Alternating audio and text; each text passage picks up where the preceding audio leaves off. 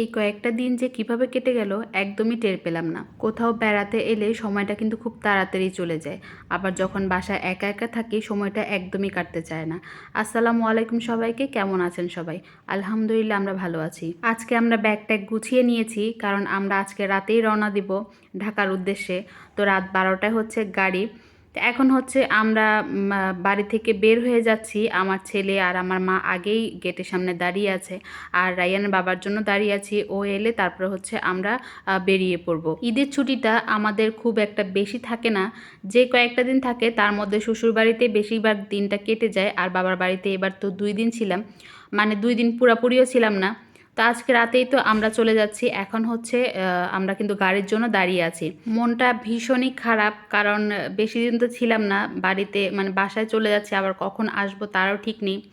তো আমরা কিন্তু এখন কুমিল্লা চলে এসেছি, মানে যাত্রা বিরতি দিয়েছে এখানে।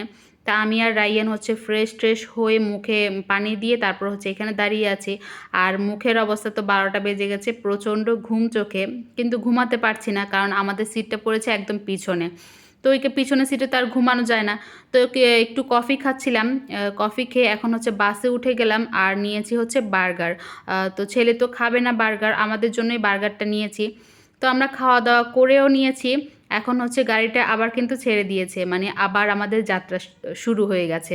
পুরোটা রাস্তায় আমি কিন্তু একটুও ঘুমাতে পারিনি, আর এখন মানে ঘুমে আমি তাকাতে পারছি না, এরকম একটা অবস্থা হয়ে আছে। ছেলেও কিন্তু জেগে আছে, ও কিন্তু ঘুমিয়েছিল, ঘুম থেকে বারবারই জেগে উঠছে, কারণ বাসের একটা ঝাঁকুনি, তারপর চারিদিকে হর্নের শব্দ, এই জন্য।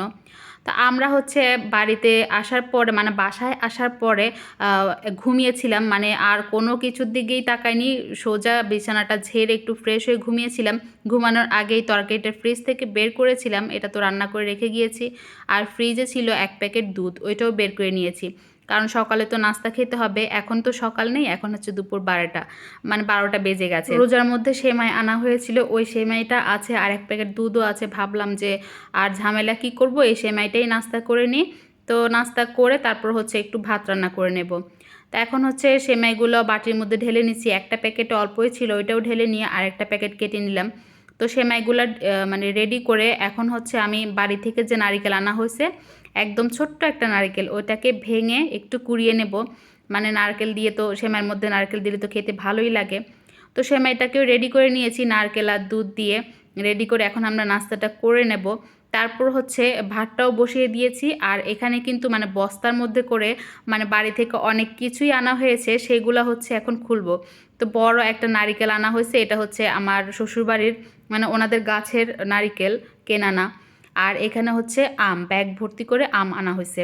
আর আমার শ্বশুরবাড়ির এই গাছের আমটা না সবার আগে ধরে, মানে আগে ধরে আগে শেষ হয়। এক একটা আমের সাইজ দেখেন কত বড় বড়, মাশাল্লাহ। আমরা দুইজনেই যেহেতু আচার খেতে খুবই পছন্দ করি, আমি টক আচার খেতে পছন্দ করি, রাইয়ান আবার টক মিষ্টি আচার খেতে পছন্দ করে। তো সেই জন্য হচ্ছে আম আনা হয়েছে, একটু আচার দেব।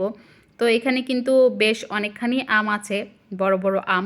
ওইগুলোকে এখন বের করে রেখে তারপর হচ্ছে কি কি এনেছি ওইগুলোও বের করছি।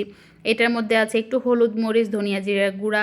তারপর হচ্ছে এই ব্যাগের মধ্যে আছে মানে 2টা আতা ফল, এটা হচ্ছে আমাদের গাছের। তারপর হচ্ছে আমাদের ক্ষেতের একটা মিষ্টি কুমড়া। তারপর হচ্ছে ওই পেঁপেটা দেখিয়েছিলাম, গাছ পাকা পেঁপে, ওইটা।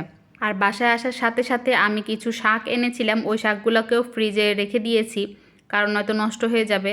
আর এখানে আছে একটু আতপ চাল, কারণ আমরা তো, আমি বা রাইয়ান খিচুড়ি খেতে খুবই পছন্দ করি, রাইয়ানের বাবাও, তো সেজন্য মানে আতপ চাল এনেছি খিচুড়ি খাওয়ার জন্য। তো তরকারিটা গরম করে নিয়ে আমার ভাতটাও কিন্তু রান্না হয়ে গেছে। এখন হচ্ছে রাতের বেলা কি রান্না করব ভাবছিলাম, তো ভাবলাম না একটু আম ডাল রান্না করি, যেহেতু আম আছে, কাঁচা আম। আর আমরা কাঁচা আম দিয়ে ডাল খেতে কিন্তু খুবই পছন্দ করি।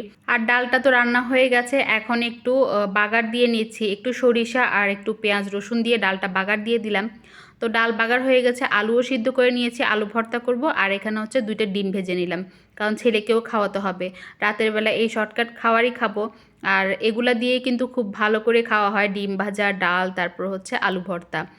তো ডিমটাকেও ভেজে নিয়েছি খুব সুন্দর করে। আর এখন হচ্ছে রাইয়ানা বাবাকে বললাম একটু আলুটাকে ভর্তা করার জন্য, মানে পেঁয়াজ, কাঁচামরিচ, কাঁচামরিচ না মানে শুকনো মরিচ, এই শুকনো মরিচটা কিন্তু ঝালটা কম, একটু লবণ আর সরিষার তেল দিয়ে ভর্তাটা করে নিচ্ছে। তো আজকের ভিডিওটা এখানেই শেষ করছি। ভালো লেগে থাকলে লাইক, কমেন্ট, শেয়ার করবেন। আর আপনারা সবাই ভালো থাকবেন, সুস্থ থাকবেন। আজকের মতো ভিডিওটা এখানেই শেষ করছি। আল্লাহ হাফেজ।